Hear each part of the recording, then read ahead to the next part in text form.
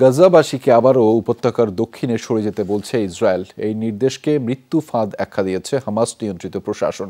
এই নির্দেশনা না মানতে সতর্ক করেছে বাসিন্দাদের। ভিটে মাটি ছেড়ে যেতে চায় না অসহায় ফিলিস্তিনিরাও।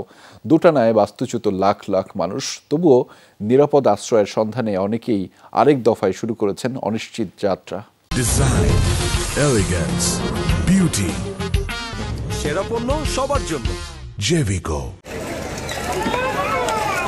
গাজায় ৯ মাসের সর্বাত্মক ইসরায়েলি আগ্রাসনে ধুলোয় মিশে গেছে বাড়িঘর। তারপরও সেই ভাঙা বাড়িতেই থাকতে চায় মানুষগুলো, ছাড়তে চায় না ভিটেমাটি। পালিয়ে আমি বাঁচতে চাই না। বাড়ির চাবিটা শুধু একটা স্মৃতি হয়ে যাবে এমন জীবন আমি চাই না। নিজের বাড়িতে স্ত্রী সন্তানদের নিয়ে একসাথে থাকতে চাই।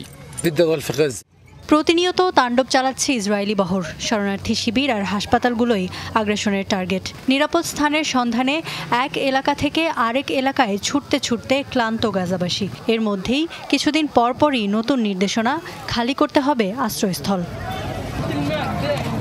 একসময় যেসব স্থানে সরে আসতে বলা হয়েছিল সেখানে নতুন করে মোতায়েন করা হচ্ছে সেনা। অবস্থান নিচ্ছে ট্যাঙ্ক সাজোয়াজান। খান ইউনিস, তুফাহ, দারাজের পর এবার গাজা সিটি খালি করার নির্দেশ দিয়েছে নেতানিয়াহু প্রশাসন। সরে যেতে বলা হয়েছে দক্ষিণে। নির্দেশনার পরই বন্ধ হয়ে গেছে গুরুত্বপূর্ণ দুটি স্বাস্থ্যকেন্দ্র, আরব হাসপাতাল ও ফ্রেন্ডস বেনেভোলেন্ট সোসাইটি হাসপাতাল। বাড়ি থেকে বেরিয়ে আসতে বাধ্য করা হয়েছে আমাদের। না আছে টাকা, না আছে কোনো সম্পদ। এক টুকরো মাংস কিনে খাবো সেই অবস্থাও নেই। ৮০ বছর বয়স আমার। আল্লাহর ওয়াস্তে এভাবে বারবার আমাদের উচ্ছেদ করা বন্ধ করো তোমরা। তবে দক্ষিণে সরে যাওয়ার এই নির্দেশনাকে মৃত্যু ফাঁদ আখ্যা দিয়েছে গাজার হামাস নিয়ন্ত্রিত প্রশাসন।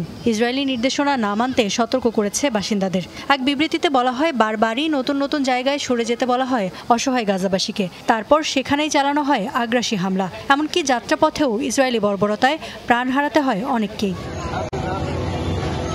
ইসরায়েলি বাহিনী কতটা ভয়ঙ্কর তার সব নমুনাই দেখেছে গাজাবাসী। তবুও ছুটতে হচ্ছে নিরাপদ আশ্রয় নামক মরীচিকার পেছনে।